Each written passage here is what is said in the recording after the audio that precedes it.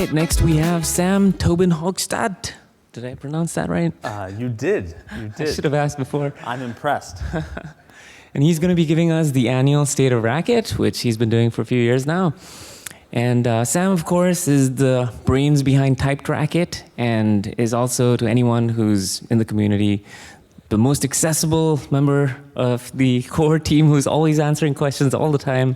Of course, all members of the core team are very accessible, but Sam in particular is very helpful on the community, so we all appreciate that. So yeah, let's give it up for Sam for the State of Racket 2023.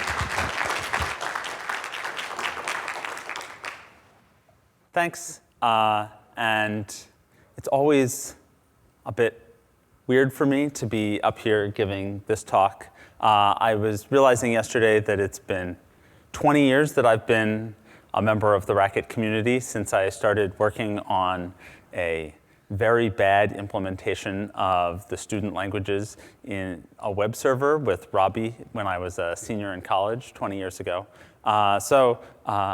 We've come a long way. Now we have bad implementations of Scheme in the web browser in a different way that I'll talk about in this talk. But it's been a lot of fun. 20 years is a long time. So today I get to talk about the state of Racket. And someone was telling me that this is one of the exciting talks that people come to see. But for me, it's a really easy talk to give because it doesn't require me to do any work. All of the other talks that you've seen yesterday and today have represented a huge amount of work on the part of the people presenting them, whether it's what Sid has done with Chi, or what Matthew has done with Rhombus, or what Luke has done with Mutate. So many people have done so many great things that they have presented. But I have a much easier job, because today I get to tell all of you about all the great work that you all did, and all the great things that everyone here in this audience, out there online, and not able to join us today, has done to make Racket the great community and system that it is. And very little of it is something that I did myself. So, like the American president, I get to tell you that the state of Racket is strong. We have many people here in person. We have many people online. We have a growing community. We're doing great things. So I'm very happy to get to present the strong state of Racket. The most basic task of any software project is shipping software to users. And we've done that since last time that I stood on this or a similar stage. We've released Racket several times, 8.7, 8.8, 8.9, 8.10, just keeps happening. Coming soon, 8.11. I was talking to John about how the release process was going. It's going great. And this feels like a really boring thing for me to stand up and list some numbers, but this is not a boring achievement. This is a really impressive achievement for this community that every 3 months we release a high-quality software project that involves millions of lines of code, testing on dozens of platforms, and shipping it to thousands of users. And it happens and feels boring. And that is an incredible accomplishment. And it's one that, again, is not due to me. The primary person that we can all thank for this is John Clements, who's here. We can, of course, also thank other people who have sat in John's chair before him, like Vincent Saint-Amour, who was release manager for a number of years. Many other people have contributed to this, but this is an impressive achievement for us that shipping all of Racket on time 4 times a year is a normal and ordinary thing that we do. But it would be easy to ship Racket every 3 months if it didn't change. And fortunately, that's not the case. Lots of exciting new features have been added to Racket and the software that ships with it since the last time I got to give this talk. I feel like this appears in all of these talks, but this time this is the last time. So shallow and optional typed Racket was shipped in Racket 8.7, and you can now use that in your version of Racket today. People are starting to think about how to use that in existing typed Racket software to potentially improve performance or compatibility. And so that's an important new feature in typed Racket. Another really significant thing that is not changing what software we're shipping, but recognizes the quality of the software that we have produced is this commit. This is, in fact, the entirety of this commit. If you scroll down on GitHub, there's nothing there. But this is a merge into the main Cisco released branch of Shea Scheme of all of the work that Matthew and the rest of the Racket community has done over the past, how many years? 4 or 6 or something years. So the Shea Scheme maintainers recognize the quality of the work that Matthew and this community have done, and the next release of Shea Scheme, version 9.9.9, is going to be built on the Racket version of Shea Scheme in recognition that that's both an improvement for almost every user and maintaining the high standards of quality that both Shea Scheme and Racket represent. And Matthew really deserves a big round of applause for the work that he's done and the way that that's been recognized in this community and outside this community. This isn't going to change how things work for people who are using Racket, but it will ensure that there's not any friction between these communities, that changes get integrated as easily as possible. And Matthew's is now a committer for Shea Scheme, and the Shea Scheme, anyone who's using Shea Scheme is now going to get the benefits that we've been bringing to that system for the last 4 years.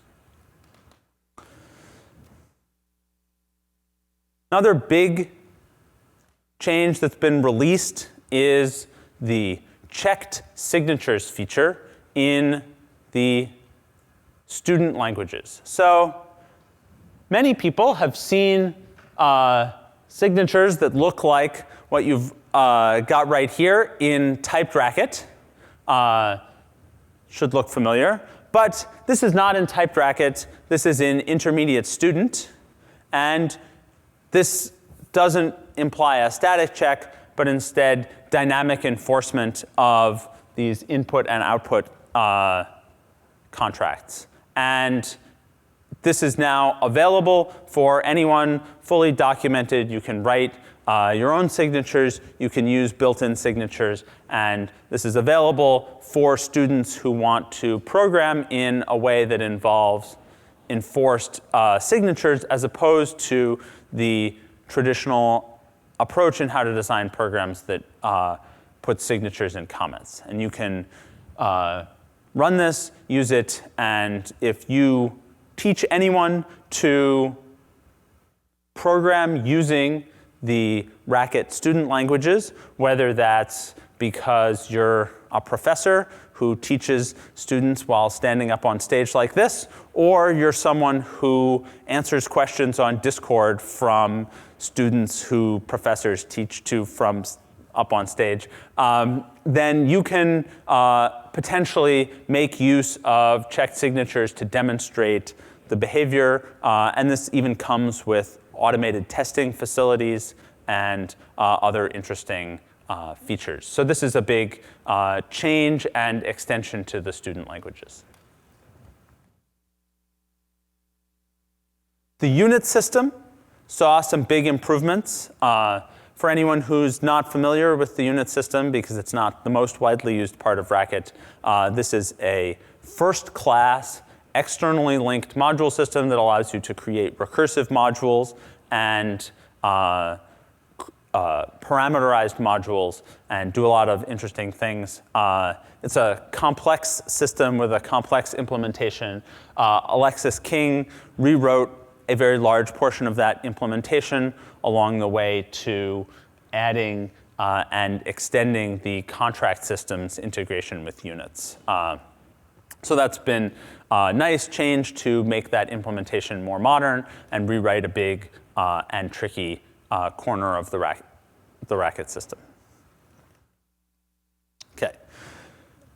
Another big change has been the Rhombus project driving improvements in the Racket ecosystem overall. And many of these have been about making the Racket ecosystem live up more to our own values. So our stated approach in Racket is supporting language-oriented programming, whatever that language might be, and letting you configure all aspects of that language and having tools like the IDE automatically adapt to that. And many pieces of Racket have done that excellently for a long time. One example is the way that Dr. Racket represents binding. That's worked in arbitrary languages for a long time. But other pieces have worked less well in arbitrary languages. For example, indentation support in Scribble documents in Dr. Racket or in Racket mode in Emacs has not been the best, and leads to people editing Scribble in other ways or in being frustrated. And similarly for highlighting at the REPL for languages that don't follow all of Racket's conventions, and so on and so forth. And the Rhombus project has really driven forward improvements in those aspects. So here's a few of them, some improvements to syntax coloring and indentation, additional configurability for when things are expanding, allowing Dr. Racket to recognize where definitions are so you can quickly jump to particular definitions, even when the definitions don't start with left paren DEF. And all of those changes, while motivated by the fact that those features weren't working for Rhombus, are not specific to Rhombus because the way that those are implemented is by living up to that language-oriented philosophy and making those things reflect whatever the language says, whether that's Scribble or Racket or typed Racket or Rhombus or Prolog or any of the other hash langs that we've seen shown on the stage this weekend.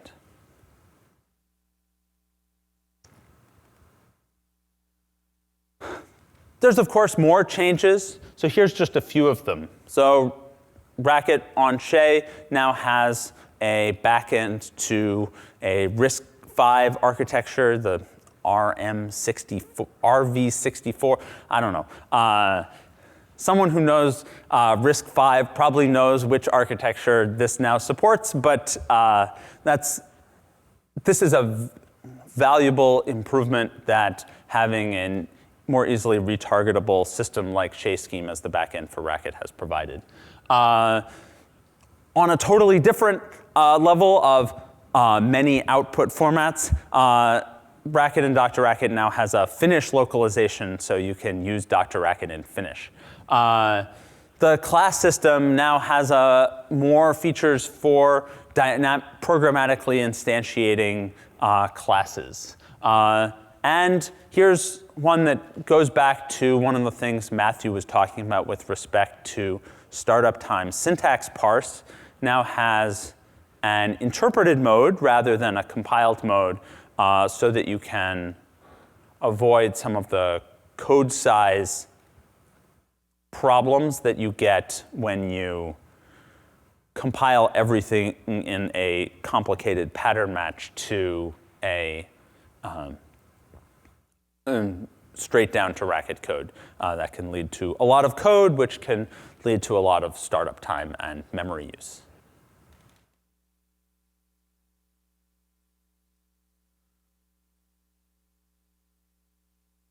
Having talked about what we've done in the past year, I want to give some ideas about what I'm going to be talking about next time when I give this talk so that you all can sleep in. So Joel Dweck asked an excellent question on the discourse about what the roadmap is for Racket, which spurred a bunch of really good discussion. And I think it's valuable to, in this talk about some of the answers that people got and sort of where I and other members of the core team see the next steps for Racket. Of course, like I said, I've been doing this for 20 years, and the particular things that I'm going to be talking about in the next few slides were not things I was imagining or that anyone was imagining 20 years ago. And I hope that when someone else is giving this talk 20 years from now, I won't have been able to imagine the exciting innovations that they're going to be talking about then. But this is a more short-term roadmap of where people are thinking about right now going. So one thing that I'm thinking about is type inference in typed Racket. So my student, Fred Fu, who's here, has been building a prototype system. So if you've ever had the situation where you've written a for loop in typed Racket and it said, please add more type annotations. How many people have gotten that error message? OK, yes. So Fred raised his hand too. That's why he's working on this, because he also dislikes that error message. So here's an example of the sort of code you get when you expand a for loop. And this code is able to type check at the type given here in the prototype that Fred has built. So going forward, this is, I don't think next year I'm going to be talking about a blog post where this is shipping in typed Racket yet. But this is the direction we're looking to go to enable you to get error messages about your macro expansion having not enough types a little less often. Because as it's turned out, Racket programmers use a lot of macros. I don't know if you've heard. And that turns out to play poorly with a system that doesn't have the ability to infer types. Another important theme that I know multiple of us are thinking about is compiling to the web. So here's a screenshot of one version of Shea Scheme compiled to the web, running a simple program. I don't even know what it does. And as we saw in Adam's talk yesterday, there's a lot of work that's gone into making this work, and there's a lot more work that remains to be done here. That's why this is on the roadmap and not in the, and I'm not showing screenshots of GitHub commits instead. But this is a place where every programming language needs to be going, and it's one where we are slowly going with Racket. So I think compiling to WASM is one important component of that. The Racket script project, which compiles to JavaScript, is another important component of that. But then there's many questions beyond compiling the core forms into something that can run in a browser that are necessary to bring the kind of experience that we expect from Racket onto web platforms, WASM platforms, cloud platforms. And there's a lot of questions that remain to be answered, a lot of opportunity to push that forward further. The tooling experience, like I talked about, is something that we've been working on improving, and I think that's a continuing point of emphasis, that ensuring that Racket's tooling is high quality, supports lots of languages, and works across all of the tools that people expect it to today. So that's not just Dr. Racket, it's also Emacs, but it's not just Emacs, it's also VS Code, but not just VS Code, but also Vim. It's not just binding information, but type information. It's not just getting the indentation right, but having formatting tools like Sorowi has built, and refactoring tools like Jack Firth has built. So continuing to build tools and continuing to make sure that those tools live up to the standards that we expect from Racket and language-oriented programming. And then, as Matthew alluded to, addressing some of the size and startup time and compilation challenges that come from building a language in itself. That's one of the main goals of the Racket project. As we build new languages on top of Racket, that demonstrates the power of our ideas more clearly, but it brings those challenges to the fore more significantly as well. And so this is an example of one of the pieces that is working towards making that happen, eliminating some dynamic code loading that happens at runtime when you're using the FFI, in the service of trying to strip down compiled Racket executables, so that whether you're writing a command line tool or shipping a Docker image or just trying to start up a Rhombus program, that you have less memory use and don't pay for the incredible language-oriented power that Racket gives you when you don't need it at runtime, say.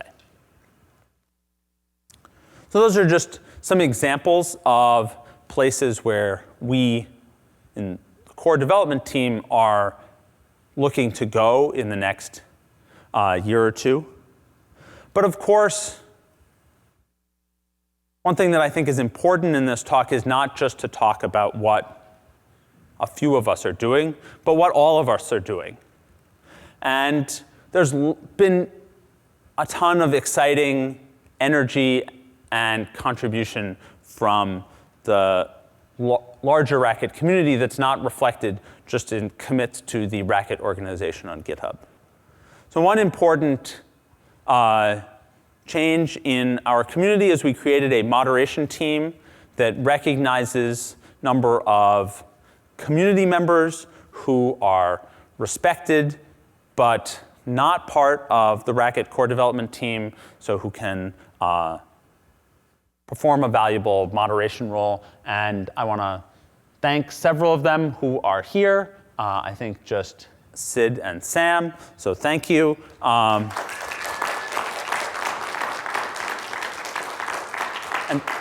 thanks also to Ryan and Stephen and Jack. So this is a recognition of the importance that we think promoting a positive and inclusive community has, and a recognition of the contributions that these people have made and are continuing to make to that community. Second thing I want to talk about, the Racket community has grown and grown online in terms of communication. So some people that I think deserve some recognition here. Contributions to moderating and developing Racket on Discord, which is the most active place for talking about Racket these days. So you can find people talking about everything from learning programming to writing compilers for Qi to debugging strange internal errors. And this is a great thing. So the moderators have done an excellent job, the owners of the discourse. But one set of people that I wanted to particularly mention is the people who wrote R16, which is a nice little piece of automation that evaluates Racket programs, but also formats them, or will make run cowsay on your Racket programs, or produce T-shirts with the standard fish on them, and so on and so forth. It's extensible. You can write your own tools based on that. And this is part of what makes the Discord community fun. The other big place where the Racket community gathers today is discourse. So you can see we're continuing to have lots of activity on discourse. It's fairly stable these days. And this has been a really happy experience for me. When we created the discourse, I was worried that asynchronous discussion was just on the permanent decline. No one was posting to the mailing list. No one's going to use this either. But that has not been the case. Tons of people use the discourse, and it's a really valuable place for Racket discussion and communication. And it's way more active than the Racket mailing list was before we moved. So that's been a really heartening thing to see. Some other really important things that have been developed and are being released in the Racket community. So Racket mode now has a mode that operates on arbitrary Racket hashlangs, following the language-oriented ideas that I was talking about and building on some of the improvements that we've talked about. So here's Racket mode editing a Rhombus file and getting the syntax, highlighting, indentation all correct. So that's a big step forward, but this isn't just for Rhombus, it's for whatever Racket hashlang you want. This is coming soon to Racket mode near you. Greg says he's gonna merge this any day now, and you can try it out yourself. So that's a really big step forward for language-oriented programming in the tooling ecosystem. Another improvement that I want to thank, so the Racket package server has long identified its users with their email address, which unfortunately led to lots of people getting unwanted email.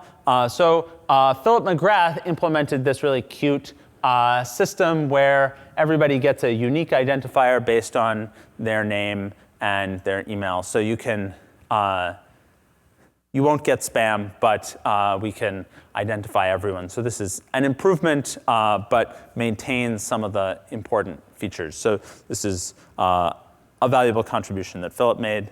And one community project that I wanted to particularly highlight because it's really demonstrated exciting energy and contribution is Qi. Sid already talked about what they're doing in that project, where it's going, where it's come from, and how they've built that community energy. I think it's really inspiring as someone who's been involved in open source for a long time to see what they're able to do, and it's really cool. So that's a really neat project that has really grown up in the Racket ecosystem. And finally, I want to thank the people who are most responsible for us being here together at this great event, Sid and Robbie. So thank you very much.